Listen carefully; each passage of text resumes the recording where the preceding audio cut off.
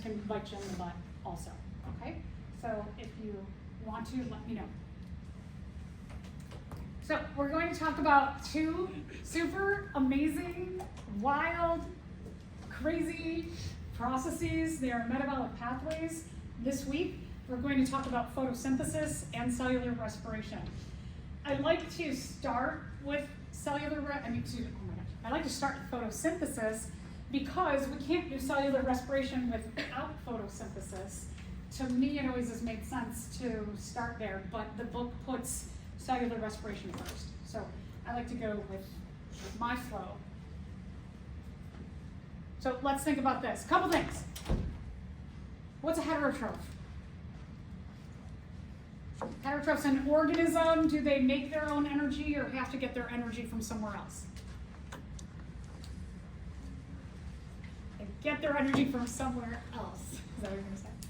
Okay, so can heterotrophs who need to get their energy from somewhere else live without photosynthesis?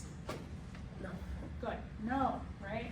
So heterotrophs have to get their food from somewhere else. That's why, again, I'm starting with photosynthesis, because we're going to look at the process of making the food. The idea of photosynthesis: light energy,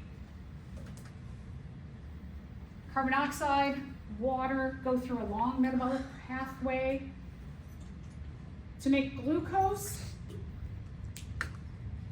But I don't know about you, but I am not on a strict glucose diet. I eat a variety of plant material.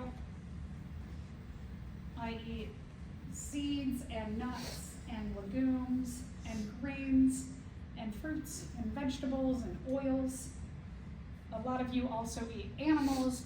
So this whole idea of photosynthesis, I kind of dislike that, especially in the introductory biology, that there's so much focus on it's sunlight plus carbon dioxide and water make glucose and oxygen. But this glucose really is a placeholder for food. That when we're thinking about like tomatoes, I'm getting excited. I want to this week start growing my tomato plants inside and some of my other vegetables that I grow in the garden. The tomato plant itself grows its green part of its body and its leaves. That is fueled, the growth of that is fueled by the sun, and then eventually it gives off tomatoes, which are food. So the tomato plant, and I eat the tomatoes, I like to roast them, slow roast them in the oven for a few hours, make them really tangy. One of my favorite things, I'm so looking forward to summer. My favorite meal in the summer is a roasted tomato sandwich. I love it. So I roast those tomatoes for about 4 hours in the oven that I grow in the yard. I am not eating a glucose sandwich, right? I'm eating a tomato sandwich. But that tomato has come through the process of photosynthesis, and the glucose goes into a bunch of different metabolic pathways then to make the components of the tomato. So it's not just about photosynthesis makes glucose, it makes food. The food that is made with the oxygen that you breathe in, food goes through your digestive system. The oxygen you breathe in, it diffuses from high concentration in your lungs to low concentration in your blood. Your blood delivers the oxygen to your cells from your digestive system. There are lots of blood vessels, especially around our small intestine, that they are taking all of the broken down food and they're bringing that through the blood out to the cells. So our food particles plus the oxygen are going to break down our food in our cells through cellular respiration. So these two things, the products of photosynthesis, will go into cellular respiration and help us to break down our food efficiently while using oxygen to make ATP. We talked about ATP, I know, before break, and we said that that is the good packet of energy that helps to fuel the processes inside of our cells. So this whole idea of why we breathe and eat is to get us the glucose and the oxygen. So here, if you were a plant, now this is, I think, kind of wild to think about, that we have to go out and get our food. We get our food from some other source, right? So we might go to the grocery store, or we grow it in our yard. Whatever we do is that we get our food through the process of photosynthesis, right?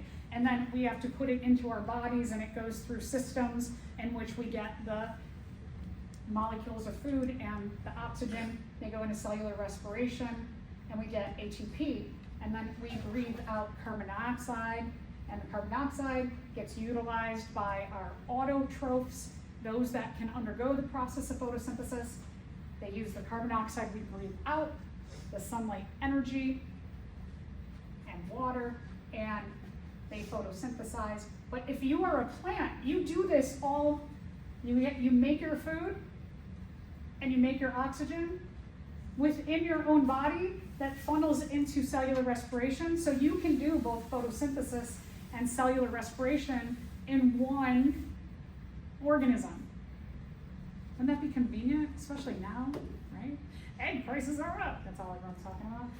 Is that instead of having to buy expensive food, if you could just kind of hang out in the sun and drink water and breathe, you could make your own food in your cells.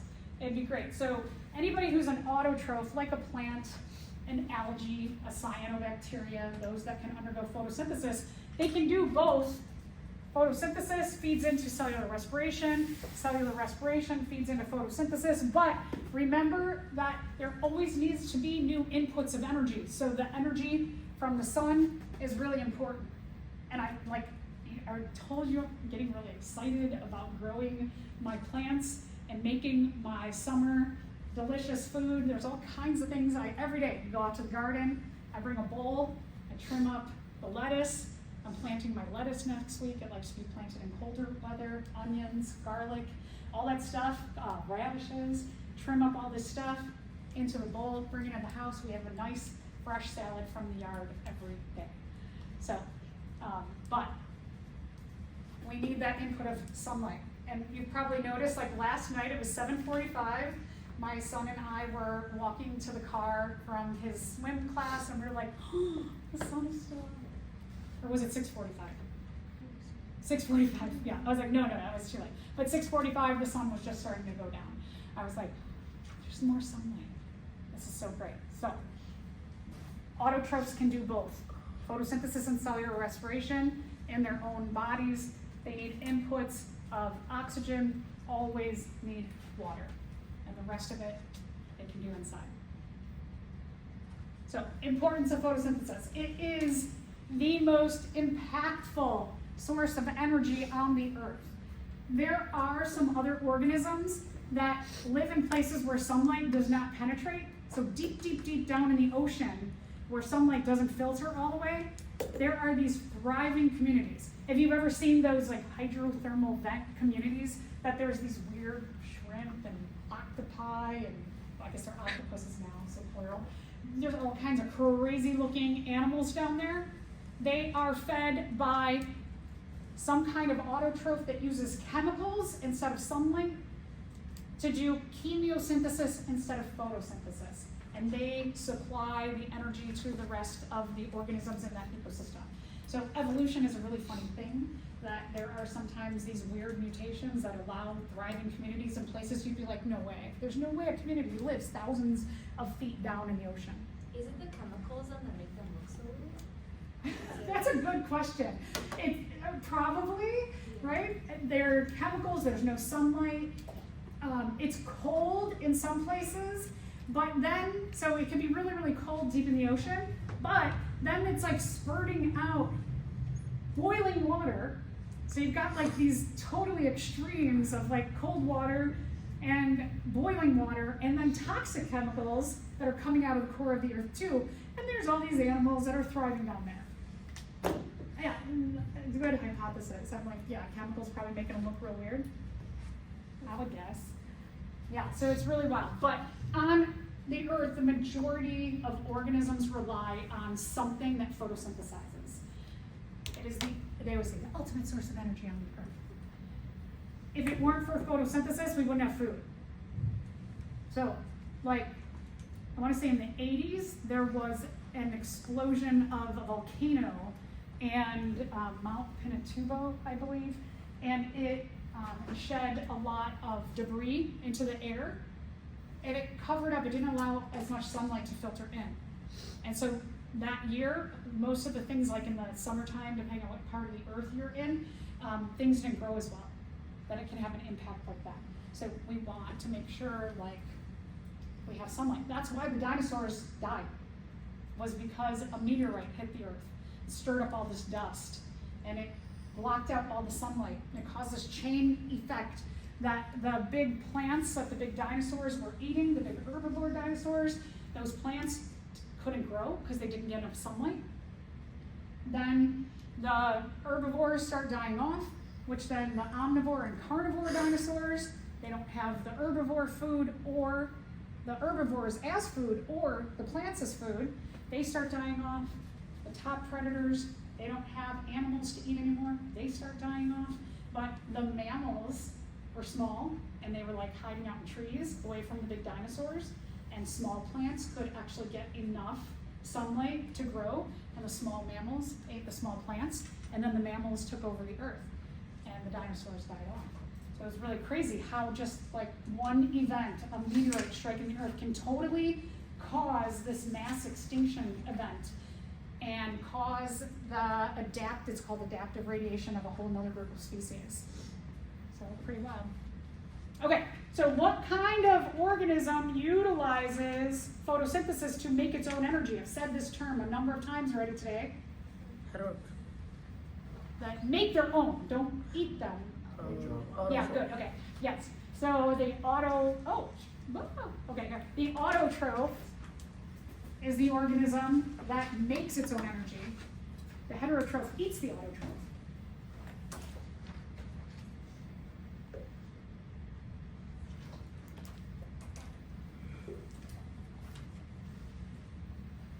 Like I said, most on Earth do it through photosynthesis, but there's always some weird evolutionary mutation that allows these other strange communities to thrive. Autotrophs are the foods for heterotrophs, like us. We have to get our food from somewhere outside of our cells because our cells cannot make their own food. Plants, algae, and cyanobacteria are the main autotroph groups, not animals. There are some animals who have a symbiotic relationship with an autotroph, like coral, for example. They have these little dinoflagellate algae that live underneath their skin. I mean, that would be cool too, right? Like if I can't do photosynthesis myself, I could house these little algae under my skin and just make sure that they get sunlight, that I'm in a place where I can get them their sunlight, and all I have to do is do my cellular respiration and give off carbon dioxide to them and make sure they get sunlight and water, and then they're gonna make me food. And there are some animals that get 90% of their energy needs from an autotroph that lives in their body. Now that I would like too. That would be pretty cool. All right, second reason why photosynthesis is so important is that it can combat climate change. You need sunlight, water, and carbon dioxide, which is the main greenhouse gas that impacts climate change.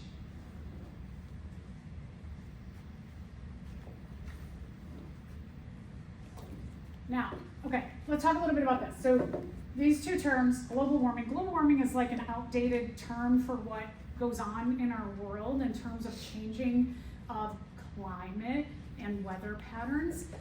So we don't generally use this anymore unless we're specifically talking about a warming act of change. So back in the 1950s, 60s, people started noticing some weird things were happening. That in places of the world that climates were getting warmer. They were getting unusually warmer. And that it was happening pretty commonly around the world. And so scientists, climatologists, biologists, all these people were like, this is really weird because we are seeing that temperatures are getting warmer. And there were a few places in the world where people were like, well, they are getting colder here, so it's getting warmer over there and colder over there. But for the most part, most places were starting to warm more than natural. And so I don't want to get too political.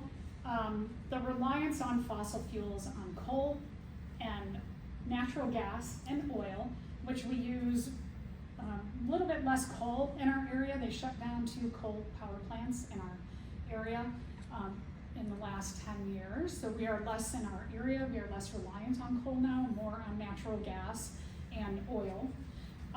But that comes from the way that natural gas and oil are made, and since the Industrial Revolution, since we have things like houses that we light and we heat and we cool and we drive cars and we have so many devices. I mean, how many things do you have that you have to plug in and charge in a day? Like, that makes me crazy. I have a box of cords like this that every day we're constantly like, where's the cord for this thing? Oh, I'm going to use that thing that I haven't used in a while. Where's the cord, right?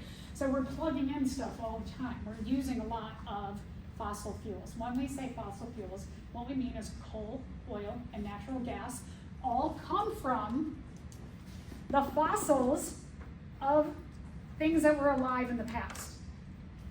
There are only so many things that were alive in the past. So fossil fuels are what we call a non-renewable resource because there are only so many that we could burn through all of our fossil fuels and have no more fuel.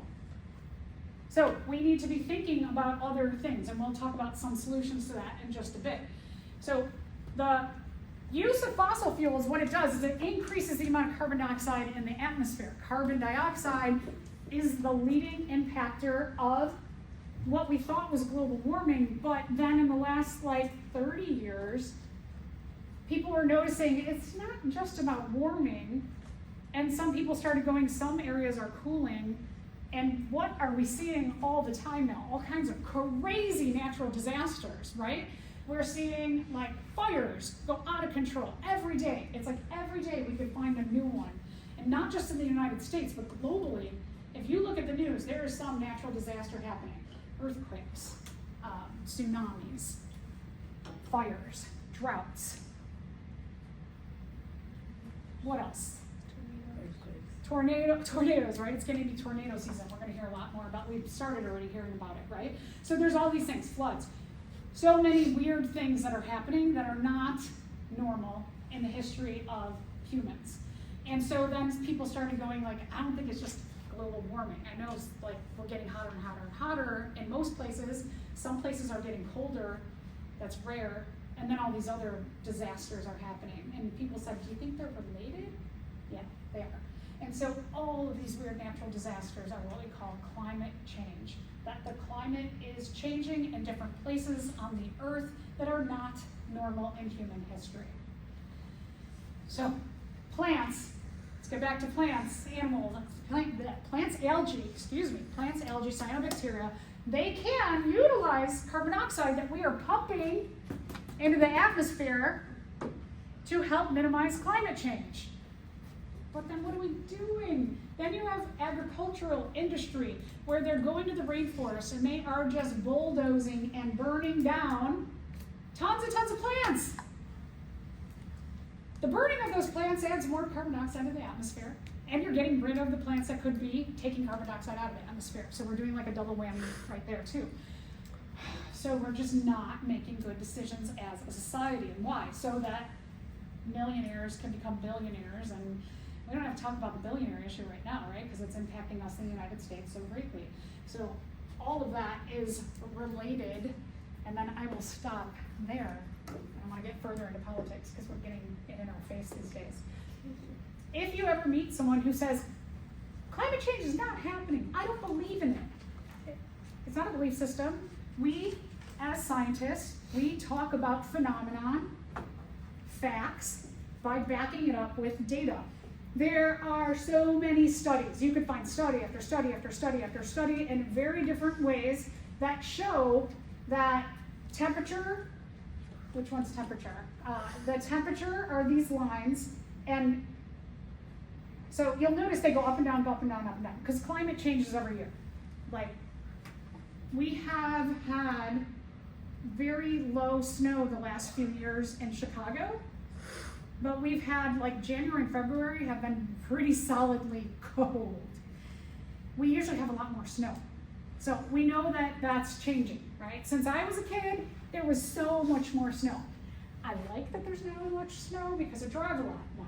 So the snow on the roads, and I don't like that, but I know this is not normal. That I have seen in my lifetime, climate has changed in our area. I have seen that spring comes later, summer comes later. Like, I remember when I was a kid in grammar school that it would be so hot in May and June. So hot, and we would be like fanning ourselves. We didn't have air conditioners because we just didn't. Now, it's like not really getting hot until it's like mid-June, late June, almost July, right? And then it's like hot until almost October, like a month into when we start back here. So definitely summer's shifted, everything's kind of shifting a bit. It's weird. So what people have been doing is they've been tracking temperature over time, and while temperature goes up and down, it does weird things every year depending on what's happening around the world. But you do see that this up and down, it's going on an upward trajectory, and so is temperature. And that they are, we call this a correlation, that they are going up in a similar way. And again, there could be, I could show you graph after graph after graph to support this data, to support the conclusion of this data. All right, so let's talk about some solutions. So now, you have this, E85. This is called a bioethanol. Bio means living thing. So it is an ethanol or a type of fuel that comes from living things. So living things right now are renewable. That living things give rise to living things and living things and living things, right? And these are produced from starch-rich plants. It's from starchy plants like sugarcane and corn. And they can produce this E85 fuel source. Okay, don't get excited if you're like, oh, I've seen that at my local gas station. You have to have an E85 car to take this kind of gas. It is often much cheaper than the other kinds of gases, but you have to have an E85 certified car. This fuel, you put it into your regular, like, old car, it will destroy your engine. Do not put this in unless you have an E85 car, okay? So that is, though, it's often cheaper than the fossil fuel type gasoline you find at the gas station. But you do have to get an E85 car, okay? So that's one thing. Okay, I will get to the issue too. Okay, biodiesel fuel. This is pretty much from soybeans, canola, or palm plants and trees.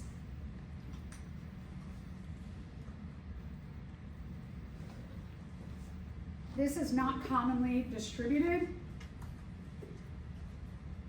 This kind of fuel you often hear of, like, some person goes to fast food restaurants and asks for their French fry oil or their food oil, and then they take it home and they have this whole lab set up, probably a chemist who's retired or just a chemist who has time, and they make this kind of fuel, and they've taken a diesel engine and adapted their diesel engine car to take this kind of fuel. So it's not really as common. Okay, and I'm gonna get to one that is getting to be more common in just a second. So here's the thing about these kinds of fuel. Whatever plant we're talking about, so whether we're talking about biofuel or biodiesel, it's a plant-based thing, right? We said all of them are plants. The plants go through a process to make the fuel. The fuel can go into some kind of automobile, which can run. It does give off carbon dioxide, just like fossil fuels do. So then you might be like, well, okay, well, that's still polluting, right? It's polluting with carbon dioxide because we're still driving all these cars and automobiles. But here's the difference, is at this stage, this ends. There's no cycle when we're talking about a fossil fuel because we've just used all of the energy. We can only get so much more fossil fuel. Eventually that's going to run out. This is a renewable type of fuel because we can just keep growing the plants that make this fuel. So is this any better, like in terms of pollution? No, it's not any better, but it is renewable. Okay, so there's a lot of debate over biofuels. Should we, this debate is coming down a bit more, like, should you use corn plants for fuel? Now, here's the thing about the corn plants, is that, and this gets into like crazy politics, that the government was subsidizing people who were growing corn. They were giving them money to make biofuel from corn. And the people who had these cornfields were like, wait. So the corn itself, I could sell off the corn for eating, just like I do now. And then the body, what's left, all that green stuff and the hard stalk of the corn, I can use that for fuel. But you know what the government said? No, you choose one or the other. You either make food or you get the subsidy and you make fuel. But we could have done both, right? They could have supported both, but they didn't. So that was a weird controversy. So there are some subsidies that go toward the corn as fuel, but not both food and fuel. So there was, for a while, it was about 15 years ago, the price of corn went up because there was less corn that was going to the food system and more corn going toward the fuel system. That's come back down. Okay, the other thing. Sometimes people are like, oh, can I get a subsidy? And they're like, yes, you get a subsidy if you tear down a rainforest like this, where it's just, look at all that plant material, right? Oh, look at the cute orangutan. But they're like, okay, we'll give you a subsidy if you burn this down and you grow palms that are going to be used for biofuel. So remember before I said that, like, we're using this for agriculture, for food. They might burn down a rainforest and grow pineapples. You're getting rid of a lot of photosynthesizers here. You're also, if you get rid of the photosynthesizers, the autotrophs, you are going to kill your whole heterotroph community too. So biodiversity goes from tons and tons of biodiversity to 1. So that's not cool either, right? Okay. Otherwise, also, other areas. This is soybeans. So soybeans, yeah, subsidies from countries where they're like, get rid of the rainforest and grow fuel. This is a lot different in terms of the amount of autotrophs, the diversity of all other species to grow fuel. Just with the corn example, we could figure out a better way, right? You could use the corn as food and then use the other parts of the corn as fuel. We are smarter than that, but we're up against governments.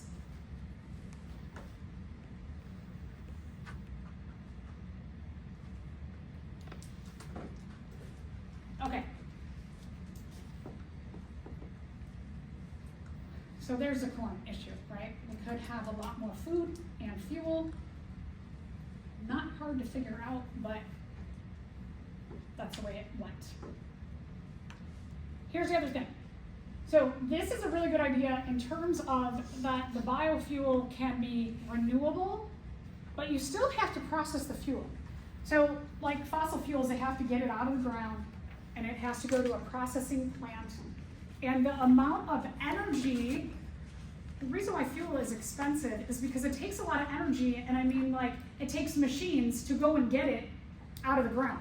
Whether it's pumping oil out of the ground or digging coal out of the ground, natural gas lines, whatever it is, it takes machines to get that fuel out of the ground and then to process it in a way that it can make all of the stuff that we plug in and warm and etc. Now, with one solution, and there are so many, like the corn thing, right? I gave you one other solution, but here's another solution. Like corn, it takes a whole season. It's kind of like a year, right? You see the cornfields, it takes the whole summer to grow, and you either get the biofuel out of it at the end of the season or you get the food. Algae, you could go into biomechanical engineering. There's a great program at UIC right here in our backyard.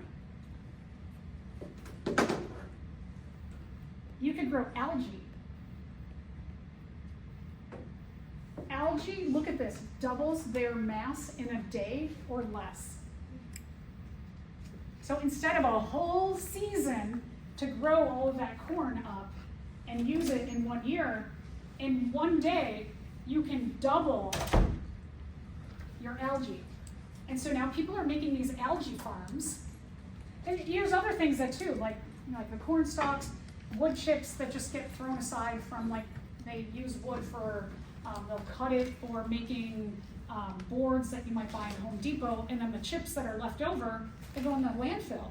So people are like, well, we could use those chips that are left over. So there's a lot of scrap stuff around in the world that you could use to make biofuel. It just has to take the, like, okay, that goes that way, and you have a distribution of the leftovers in a different way. It just takes a system to change. Grasses also grow pretty fast too. That you can, just think about like your grass clippings. If you mowed your grass and you swept up all your grass clippings and you put them in a bag, and then you sold them to someone, and you're like, okay, so every month I get a discount on my electricity of 10% because I give my grass clippings to this company. That'd be cool too, right? So there's a lot of ways to collect those scraps, but this is a day. They can double their mass in a day. Imagine if you could double your mass in a day. That's nuts, right? That's amazing. That's amazing stuff that is going on. Problem is right now is that one is that whole corn issue. The corn issue showed us that when you remove corn from the system as food and you use it for fuel only, it's going to cause the cost of corn to go up. So if there is not that distribution of fuel for this part of the corn and food for this part of the corn, if you don't make those distribution systems work, it will cost us in money. But it's not that hard to make a system change. It just takes some ingenuity, right? It just takes some smarts. You all are smart. There's a lot of places where you can, and I'll tell you, a lot of these biomechanical engineering things, if you're like, I'm gonna be a pharmacist, there's so many avenues that you could go into something like research and pharmacy, or biomechanical engineering or biomedical engineering, that you could make a lot of money for your smarts. The only problem here is that so far that you have to make a biofuel farm. So these are two different algae farms. That this one is grown in a greenhouse, so somewhere like the Midwest where we have winter. We still have sun in the winter, but so we can still grow this year round, but in the wintertime we've got to heat this up so that it doesn't get too cold, that they don't stop growing or they die, right? In the summertime, this area might actually get too hot. We might have to give them some air conditioning to not overheat. The enzymes will get denatured, right? So here we have the issue of too cold or too hot in the Midwest. You got to control the heat and the cooling in here. And then you have to process this. So the amount of energy to keep all this running, as well as to process this energy, the amount of energy you need to put in is less than you get out. But that's true for fossil fuels too. So there's a lot of people who are like, no, we can't do this because this renewable source of energy, we have systems set up who have a lot of money, who already produce coal, oil, and gas refineries. And those people, because they have their system set up, they give a lot of money to government to say, no, let's not let this grow, because we're going to give you a lot of money to allow us to keep getting money from our product. So systems need to be changed. So that's where politics comes into it all, is that money talks in our world. If you could figure out, though, how to refine this kind of energy so that it makes more money, and then you go to an oil company and you're like, I have a patent where I can actually have you make this and make a profit. You can make a lot of money. Then they're gonna be like, oh, profit, I like profits. So you show some of these shysters who are not doing things for the best interest of the world, you show them that they will get money from it, then they'll be like, oh, I'm listening now. Now I'm listening. I might do a system change because I can make money off of what you're telling me. So there you go. there you go. I love this kind of stuff because I'm like, you all might have the answers to changing these things that people like have set the groundwork from to actually make them change the world. So many cool things that you can do. Okay, so the equation for photosynthesis is 6 carbon dioxides plus 6 water plus sunlight energy goes through a metabolic pathway to make glucose. Remember, glucose is your placeholder for food, and 6 oxygens.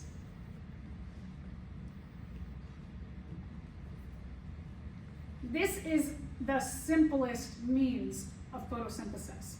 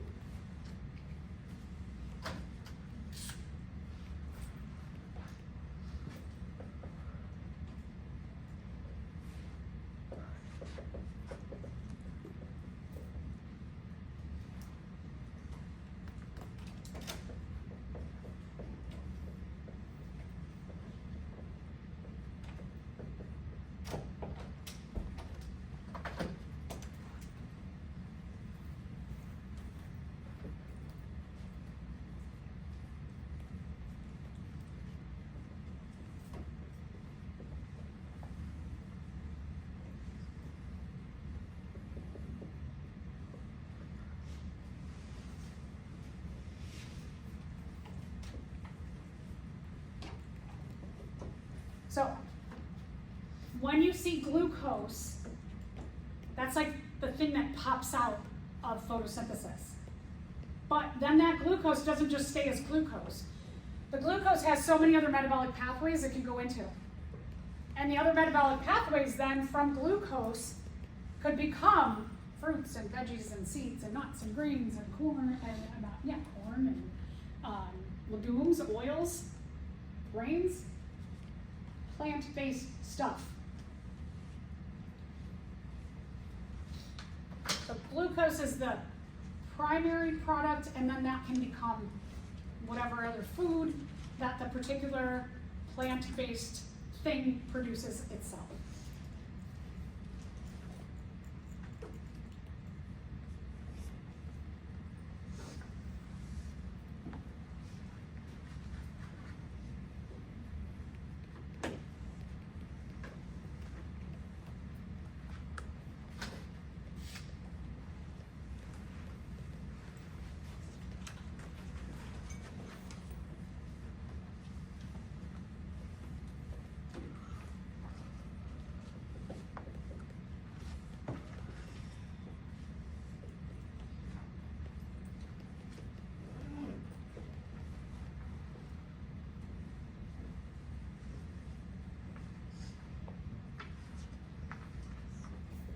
So then,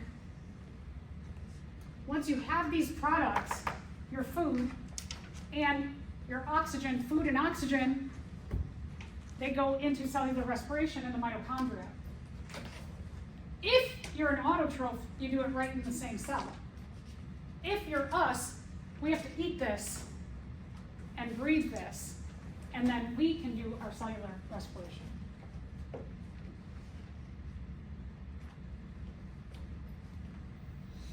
So it's always wild to me to think that the acts that our organ systems are doing are really their main goal is to do this at the cellular level.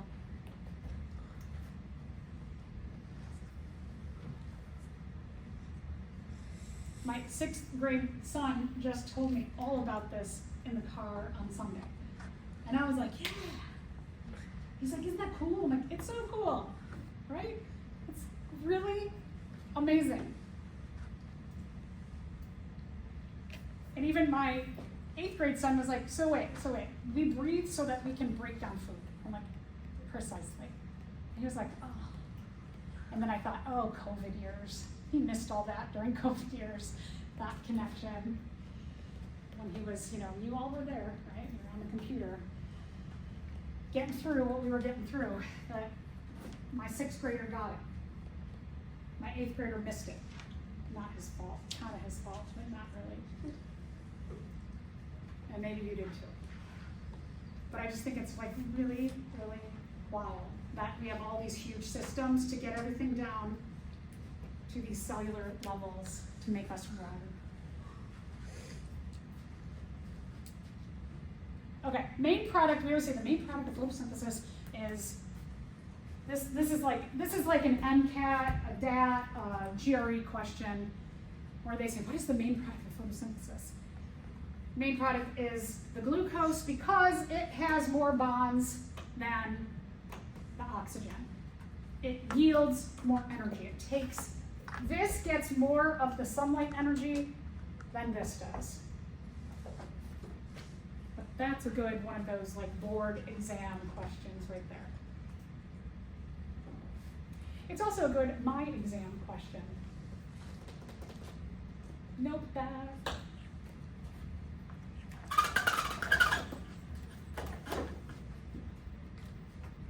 Okay, what kind of chemical reaction is photosynthesis? Is it a covalent reaction, an endergonic reaction, an exergonic reaction, or an ionic reaction, or hydrogen reaction? Is this a thing? Is this a kind of reaction? No. Is this a kind of reaction? No. Is this a kind of reaction? No. Okay, so if you were like, okay, let me limit it down to B and C. Do you remember something about this, where the energy, is it at the beginning or the end, where it might exit the equation? And Yeah, so if you can remember, if you're like, I don't remember anything about an endergonic reaction, but if you look at exergonic, exer is like exit, that the energy is on the tail end, that the energy is leaving the reaction, or it's made at the end. This means you need an input of energy. Where's the input of energy in photosynthesis? From endergonic. From an exergonic reaction. But in photosynthesis, where's the energy coming from? The sun, yes. So endergonic reaction means you need an input of energy, and photosynthesis gets its input of energy, its main input of energy from the sun. It does get a lot from exergonic reactions along the way as well. So you're right too. Because an exergonic feeds an endergonic. All right, so photosynthesis is an endergonic reaction, and it requires an input of energy, which is the sun.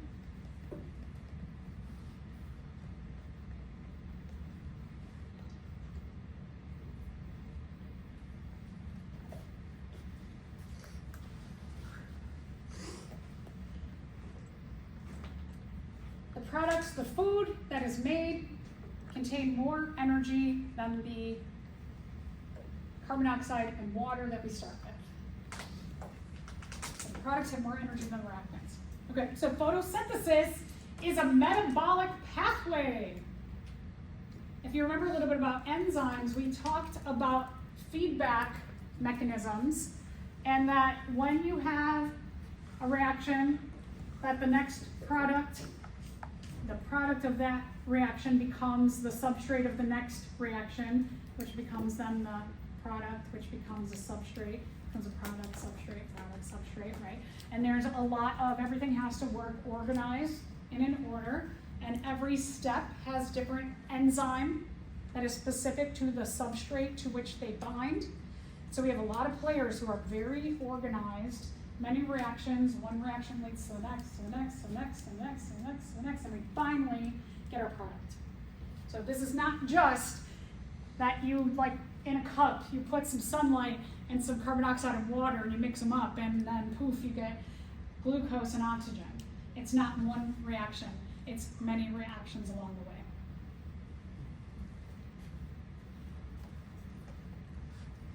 All right, photosynthesis occurs in leaves mainly.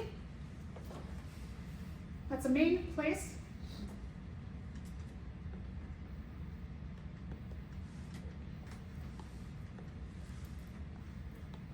In the leaf, their leaves are green because they have a lot of chloroplasts.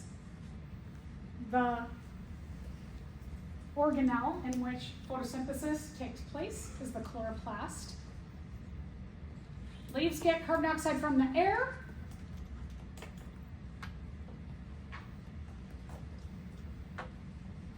They do need both though, because they need carbon dioxide and oxygen, because the oxygen is going to be used to break down the food that they've made. So they do kind of like breathe in both carbon dioxide and oxygen, much different than us. We give off our carbon dioxide and we take in oxygen.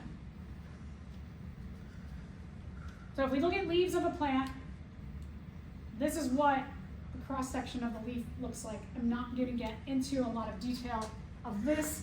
You don't need to know the details of this, of the cross-section. You do need to know the details of the chloroplast, because different parts of the metabolic pathway happen in different parts of the chloroplast. The only thing I want to point out, just an FYI, we'll talk, if you take 112, Bio 112, we'll look at this more closely when we study plants, is that you have a lot of these kinds of cells. You all looked at this under the microscope. You did have to label this, but it's like a warm-up that when you get to 112, you'll be like, oh, I kind of remember something like that. That you have all of these cells that have these little dots. They're packed with chloroplasts in the leaf. The top of the cells are tightly packed together. The bottom layer of the chlorophyll packed cells, they have spaces in between them for two reasons. One is that it allows the plant to exchange gases, take carbon dioxide in, also release carbon dioxide out, take oxygen in, so they need that both there. Also water gets released through these, like, we call this spongy mesophyll. It has pores for reactions to happen, for loss of water to happen, as well as the in and out of gases. All right, so a little bit about the chlorophyll, the chloroplast structure. Like our cell membrane, it's a double bound membrane. It's got two layers, right? We have a phospholipid bilayer. So there's two layers, an outer membrane and inner membrane. They also has, inside, it's got these sacs.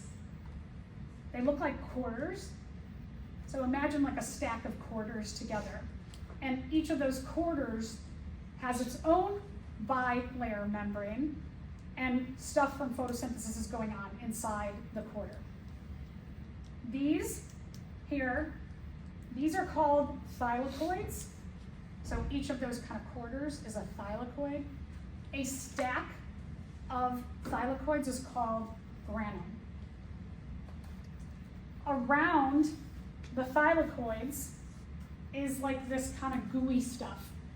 It's a semi-liquid medium that has a lot of enzymes in it too. So it's not just hollow around that, it has like jelly gooey stuff around it. All right, so a little bit about it. The semi-fluid medium, that gooey stuff, is called the stroma. We're going to see that something important happens here in photosynthesis.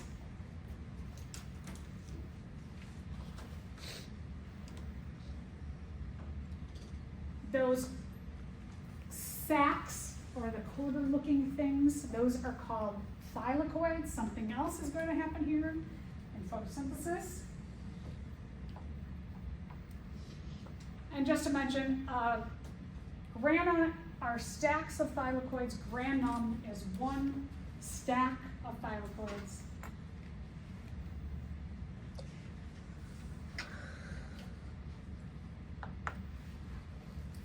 So these are the main places we're going to talk about in terms of location of what's happening in photosynthesis. All right, so a little bit about light. Light energy is composed of photons. Photons are little packets of energy. Boom, boom, boom, boom, boom. We're getting hit by packets of energy. Photons have different wavelengths of light. Some of them are really short wavelengths and they go like this. And some of them are long and they go like this. So the photon length gives you different ways they interact with living tissue. that some of these very short wavelengths of light that do this are very destructive to us. You imagine, right, if a photon is coming into your skin cell and it's going, it's probably going to destroy your skin cell, right? And so those different kinds of UV light, some of them are not as harmful as others. When light hits a leaf, it does one of three things. It is absorbed, it passes through it, or it bounces off.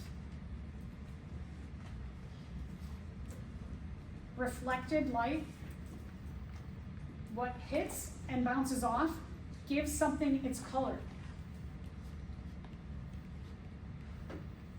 This is so weird. The light that's absorbed is everything but the color of that cell. So plants, for example, mainly absorb, get this, green plants mainly absorb violet, purple, blue, red, and orange. They absorb all those colors. They do not absorb green and yellow. Green and yellow light hit a green plant and bounce to our eyes, and we see them as green or yellowish, like more green, right? The green will cover up the yellow, but they mostly reflect green. So my question is then, is a green plant actually green, or is it indigo, purple, blue, orange, and red? Because that's what it's absorbing and using. It's like a backward thing. What bounces off is what we see. They don't use the things that are bouncing off. So reflected light gives something its color. I know this is deep, deep stuff.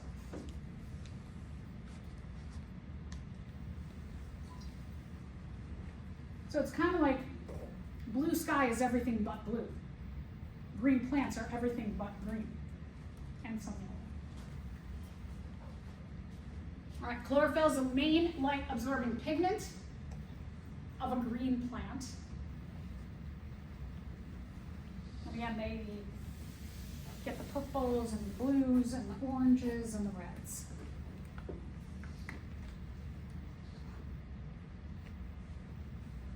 So at home, like if you're really into plants, you get a light bulb that is not green or yellow. You get a light bulb that has the range of these colors in it. If you have a purple plant at home, you get everything that's from maybe like the green, yellow, red, orange ranges of light.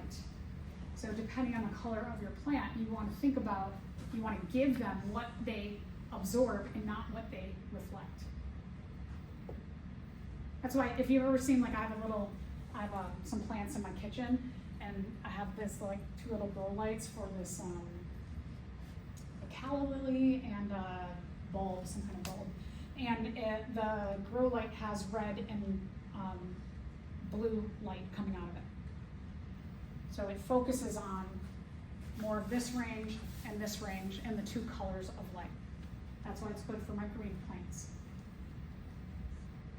Green and yellow is reflected. That's what we see.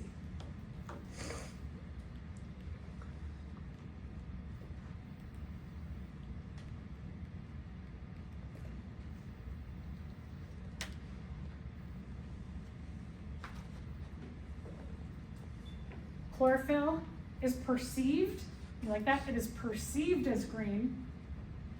Is it green? No, it's everything but green. But we perceive it as green because that's what hits our eyes. So it's like a trick.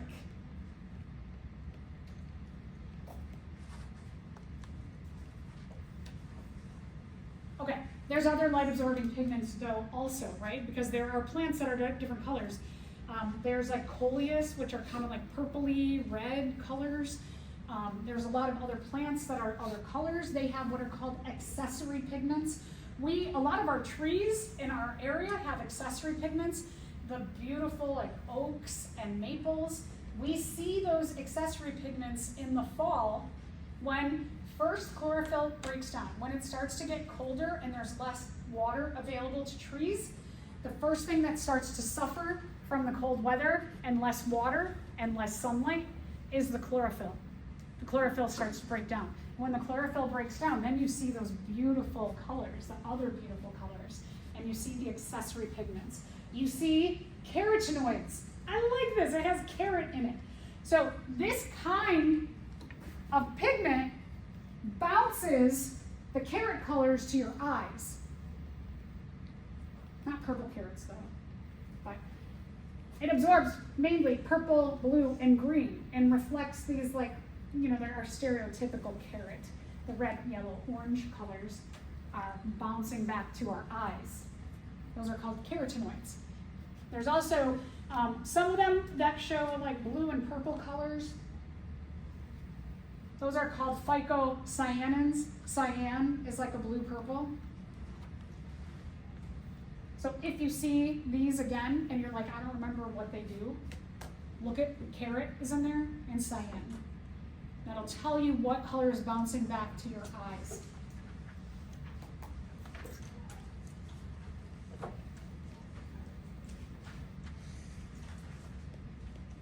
Okay, so let's take a look at this. So the peaks where it's high on the graph, like here, here, here, here, and here, all the high points, that correlates with the color below and tells you what kind of light is absorbed by this kind of pigment. You all have it in black and white. So you might want to like write rainbow underneath it, right? If you know that the colors of the rainbow are indigo, violet, or is it violet, indigo, blue, green, yellow, orange, red. That when we're looking at chlorophyll, there's two kinds of chlorophyll pigments. There's chlorophyll A and chlorophyll B. They both absorb a little bit different colors. The chlorophyll, let's look at chlorophyll B, for example. It is very high here, and if we go downward, it is just at the edge of the green. It's really absorbing some of the beginning of the green, but really it's absorbing a lot of the blue. Chlorophyll B also is high here, between the like orange and yellow. Chlorophyll A is high at red and high at the indigo purple, indigo and violet, I guess it is. Right. Carotenoids are high at green and blue, and the carotenoids then are, you can see that they're really, really low at orange, orange, yellow, red. That's why they look this color, because they're low, they bottomed out. Okay, so if you are experimenting with different types of lighting for your indoor green plants, which of the following colors of light would be the most effective? So what kind of grow light do you want to have? Do you want, for your green plants, do you want to give them green light? No, right? Because it's just going to bounce off of them. They don't use that. How about orange and yellow light? Got some orange. Yellow is kind of a bounce off kind of thing, so that's okay. Blue, good. Green, no good. Red, good. Green, no good. Red, blue. So this one has two kinds of light that would be good for it. So the red-blue light is going to be the best for your green plants. Like I said, my grow light in the kitchen, it has red lights and blue lights. If you have some of those like cheapy grow lights, you'll probably go home and go like, oh. Yeah. Okay, let's get into the metabolic pathway of photosynthesis. I like to think of it as like two pathways. That you do this one, and then you have the next one. The first one is called the light-dependent reactions. If you depend on something, do you need it? Yes. Yes. So these reactions, the chloroplasts and the chlorophyll, they depend on sunlight being there to work. They need sunlight. I'm not even there yet, but light is captured by the chlorophyll in the chloroplasts, and then we go into the chloroplasts, and specifically inside, we're going to those green quarters, the sacs, or the thylakoids, and we are working in their membranes. They have like a phospholipid bilayer like us.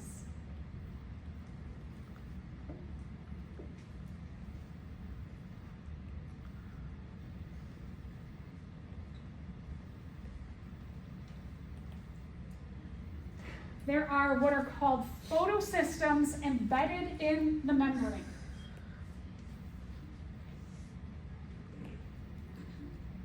The photosystems are made up of chlorophyll and accessory pigments, and then they're made up of electron-carrying molecules, which I'll get to. So it's a group of pigments that are going to capture energy and then pass it over to these proteins that are going to carry electrons throughout.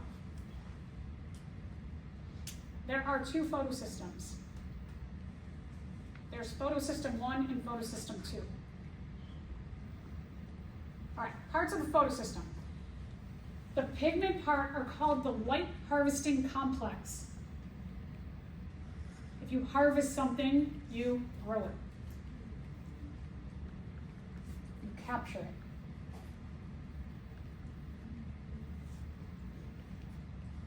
So this part are going to be the pigments. They're about 300 chlorophyll pigments plus accessory pigments. They hang out together.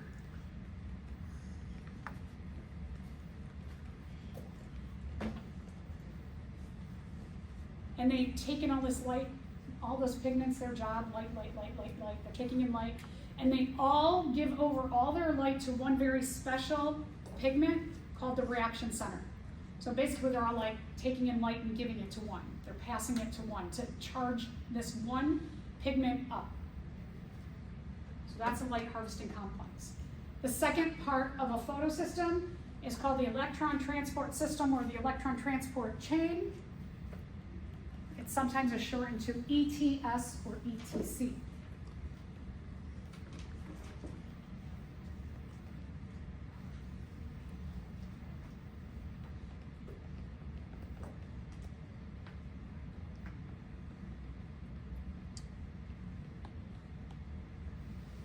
We're going to get to this.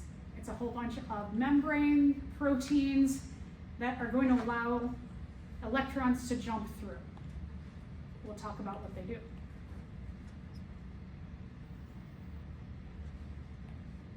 All right, there's two photosystems that are important in photosynthesis.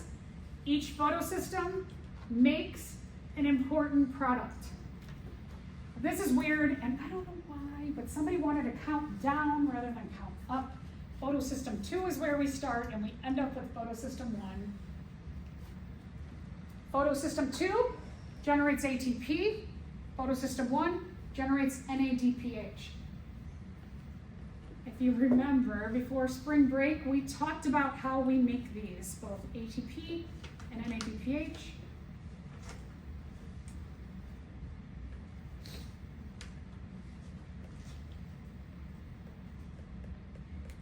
I finally give you the name. You do not have to know the name of NADPH unless you just want to. That's up to you, but nicotinamide adenine dinucleotide phosphate, NADPH is good.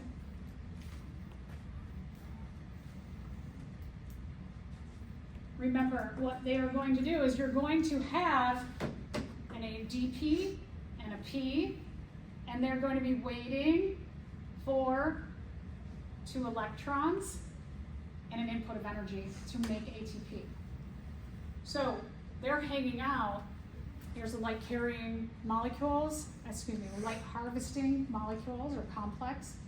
All those pigments are grabbing up sunlight energy and they're giving it over to a reaction center. The reaction center is going to charge up some electrons, and then the electrons are going to start going through these proteins in the membrane, and every time an electron goes through, it gives off energy, and an electron, one does that, another one does that. There's an ADP and a P who are like waiting for 2 charged up electrons to make a covalent bond between ADP and P and hold on to the energy that is been absorbed by the pigments and passed over to the reaction center to charge up the electrons who they're going to take and make a covalent bond to make ATP. And you're going to make a whole bunch of ATPs by the light harvesting complex, grabbing up energy, charging up some electrons who jump, jump, jump, jump, jump. Same thing is going to be true of NAD and NADP plus H. You have NADP plus H. They're going to be hanging out, waiting for electrons to jump through. High energy electrons jump through. They wait for two to come. They take two electrons to make a bond, a covalent bond, and they capture the energy that is absorbed by the light harvesting complex and carried in those electrons to make NADPH. All right, so light strikes a leaf. Bing! It lights up. Light is out and about. Sunlight energy is going to be absorbed by the chlorophyll and other light-carrying, light-harvesting pigments. Those accessory pigments. All the pigments, they're grabbing up that energy, they're passing it over to one special pigment molecule, the reaction center.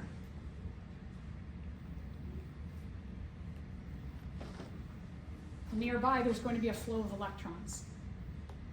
So electrons are going to be hanging out by the light harvesting complex, and those electrons, they're just kind of like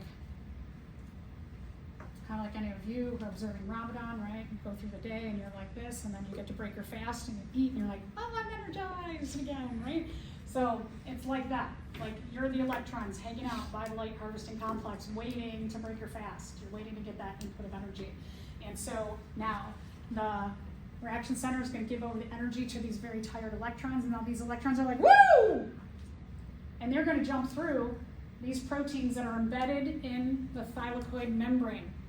And in photosystem 2, which happens first, ADP and P are just hanging out. And they wait for two high energy electrons, and they make a covalent bond, and you've got now an energy carrying molecule, ATP. Or in photosystem 1, you've got NADP plus H, and they're hanging out and waiting for two high energy electrons to come to them. And then they grab them, make a covalent bond, and now you've got NADPH. So clever. How did this evolve? So organized. So this energy, this little electron that's hanging out, there is a flow of electrons by each light harvesting complex. So something is going to pump those electrons to that area. And then those electrons, they're like hanging out and they're excited. They're going to jump, jump, jump, jump, jump through the thylakoid membrane to make ATP in photosystem 2 and NADPH in photosystem 1. And that's the electron transport system or chain, where they get to jump around and make ATP or NADPH.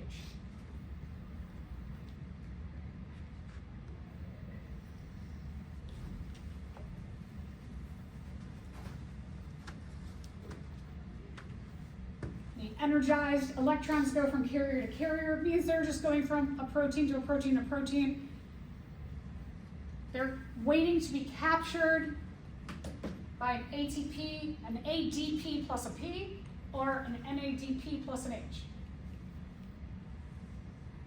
Each of those needs two electrons to make a covalent bond.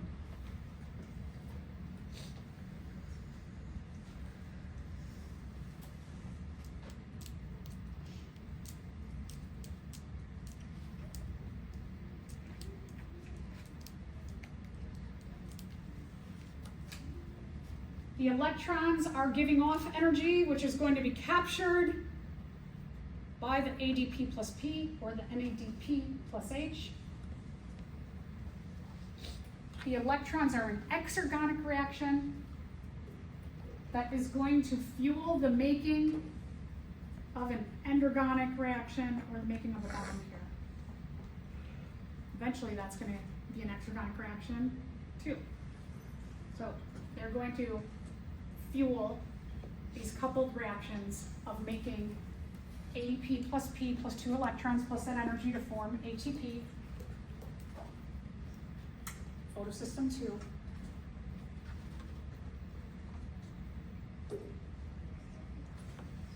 Or NADP plus hydrogen plus two electrons to make NADPH. photosystem 1.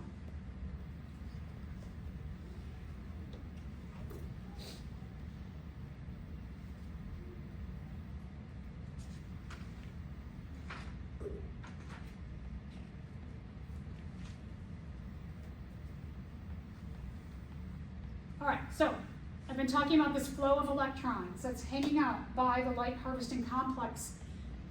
Water is critical to photosynthesis because right away to start photosynthesis, you need an input of sunlight and you need water to get chopped up. And the chopping up of water is going to release electrons.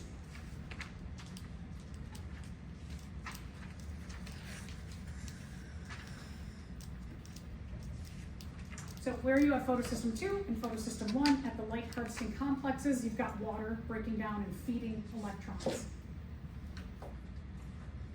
Okay, so the splitting of water. When we chop up water, what we are going to make, this always drives me crazy. Some books do this, and I always want to address it in case you look at somewhere in the world and you see 1/2 O2. Well, the 2's cancel each other out, so 1/2 of O2 is 1.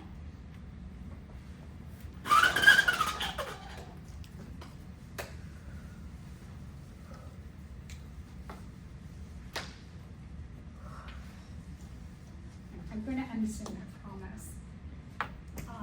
Okay, so you've got, so there's water. Remember that these bonds are made up of 2 electrons, and they're holding and energy.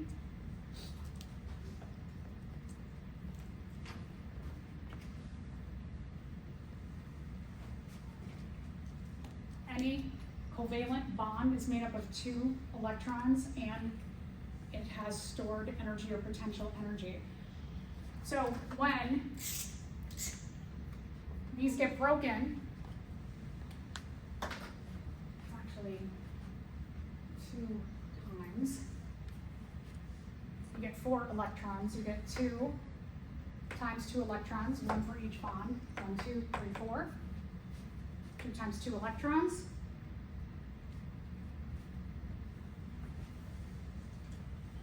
One half of O2 is really 1 oxygen. Why do they break that? Because oxygen, once this happens with oxygen, within, right away, 1 oxygen, because atoms want stability, what happens with oxygen, it immediately makes a double covalent bond with another oxygen. That oxygen doesn't exist as itself, it immediately makes a double covalent bond to make O2. So that's why they put 1/2 of O2 in 1 water. It'll make O2 almost immediately. You get these 2 hydrogens. These are going to be used in NADPH to add that H on.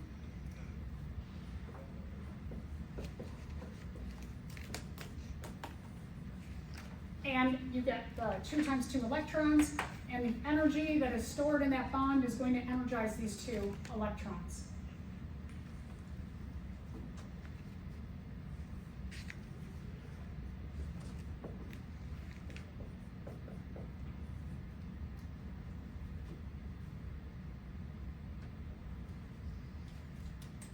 And then they're going to go into the ETS, the electron transport system. Okay, I just want to mention this one thing. Sorry if you're ready. Our algae, last 2 weeks ago, we were tracking oxygen in that experiment because what should have been happening, that the algae, we gave them light, so they should have been photosynthesizing. And when an algae, a plant, or a cyanobacteria starts the process of photosynthesis, sunlight and water immediately gets broken down. This oxygen, this was pushing your dye in the tubes. So we were seeing how much photosynthesis was going on by seeing how much water was getting broken down in this very first part of photosynthesis. So it gave us an indication. Now, the control group the sodium bicarbonate, when it broke down, it also, part of sodium bicarbonate breaking down, gave off oxygen. But it's a good medium for this experiment. So what might have happened is that, I know there was at least one group, your algae was not doing well, it was pretty dead. That if the sodium bicarbonate, so if you have your two tubes and the sodium bicarbonate is giving off oxygen and your algae is giving off a little, but not as much, because the tube with the algae, I'd say like a third of the tube was taken up by the algae. It had less sodium bicarbonate than the one that was all sodium bicarbonate. So the one that was full sodium bicarbonate actually produced more oxygen, like 2/3 more, well, 1/3 more. And so it always stayed ahead, so you ended up with negative numbers. Sometimes what happens is that when the sodium bicarbonate starts to heat up, it produces a lot of oxygen right away. And you might have started out like this, where the sodium bicarbonate, it was pushing the dye, and then your algae was like starting the process of photosynthesis, so some of this was starting, but it took 10 minutes for it to supersede or exceed the amount of oxygen produced by the control group. So you might have started out as negative, and then it finally went positive maybe after 10 minutes. So just to know that negative numbers at first are totally normal. And that's why we were tracking the flow of electrons. All right, we will stop there, finally. Oh my gosh, sorry. It's been a long lecture. So you are writing up your lab 8 today, and we'll talk about the graph when we get in there. Some of you who handed in lab 8, we're gonna probably give back to you to look at your graph again, because you need a little more phased on.